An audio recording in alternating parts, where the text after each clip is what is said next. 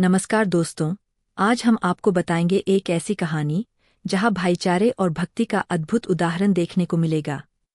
बहुत समय पहले त्रेतायुग में राम वनवास पर गए थे, साथ में माता सीता और लक्ष्मण। अयोध्या में भरत को बहुत दुख हुआ क्योंकि उन्हें राम की अनुपस्थिति महसूस हुई।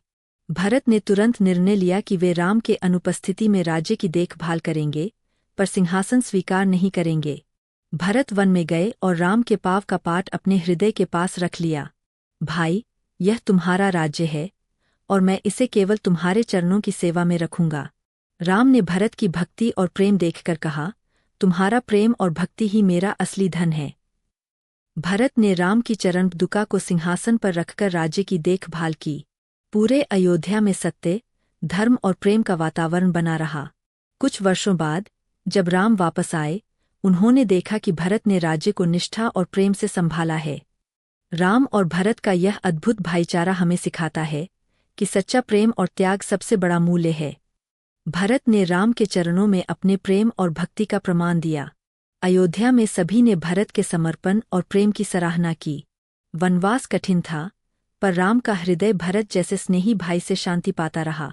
भरत की भक्ति और त्याग ने सभी के दिल जीत लिए। राम ने भरत को आशीर्वाद दिया और कहा, सच्चा प्रेम ही सबसे बड़ा बल है। दोनों भाई जंगल में चल रहे थे, प्रेम और विश्वास के प्रतीक के रूप में। भरत ने राम के चरण दुका को सम्मानपूर्वक वापस किया। सत्य, धर्म और प्रेम की यह कथा आज भी हमें प्रेरित करती है। दोनों ने ध्यान और भक्ति के माध्यम से अपने हृदय को और मजबूत किया। भरत का प्रेम और त्याग हमें सिखाता है कि भक्ति और निष्ठा सबसे बड़ा मूल्य है। राम और भरत का यह उदाहरण सभी को प्रेरित करता है कि प्रेम और त्याग से बड़ा बल कोई नहीं।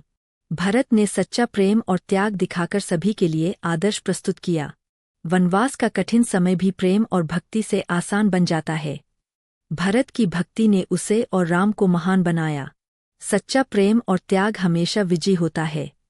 राम और भरत का यह अद्भुत भाईचारा हमें जीवन का मूल्य सिखाता है। दोस्तों, अगर आपको यह कहानी पसंद आई तो लाइक करें, शेयर करें और सब्सक्राइब जरूर करें।